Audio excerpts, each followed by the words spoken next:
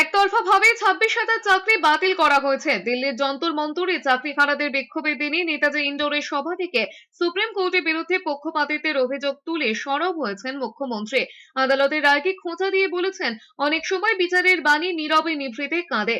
ফের একবার বলেছেন, চাকরি বাতিলের পিছনে বাম বিজেপির চক্রান্ত এবং আদালতের একতরফা মনোভাবই এর জন্য দায়ী। তার কথায়, এরাই এতজনের চাকরি খেয়েছে, আবার এরাও কথা বলছে। এর আগে গত চাকরিহারাদের সঙ্গে বৈঠক করেছিলেন মুখ্যমন্ত্রী মমতা বন্দ্যোপাধ্যায়। 2 মাসের জন্য ধৈর্য ধরতে বলেছিলেন। এরই মধ্যে শিক্ষামন্ত্রী চাকরিহারাদের সঙ্গে বৈঠক করে আইনি পরামর্শ নিয়ে যোগ্য অযোগ্যদের তালিকা তৈরির কথা বলেছেন। এজন্য 10 দিনের সময়ও চেয়ে নিয়েছিলেন। তারপরেও আন্দোলনের ঝাঁজ এতটুকুও কমেনি। উল্টে দিল্লিতে আন্দোলন পৌঁছে দিতে যন্তর মন্তরে অবস্থান শুরু করেছেন চাকরিহারারা। এত তাড়াহুড়ো করার কি ছিল? তাড়াহুড়ো করে সবকিছু করে ফেলতে হবে? আপনি কি একসাথে ব্রেকফাস্ট, লাঞ্চ, ডিনার সব একসাথে খেতে পারেন? তাহলে টাইমটা কেন ভাগাভাগি করা আছে?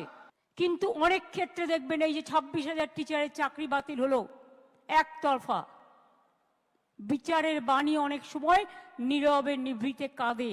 এটা আমার কথা নয়, রবীন্দ্রনাথ ঠাকুরের কথা।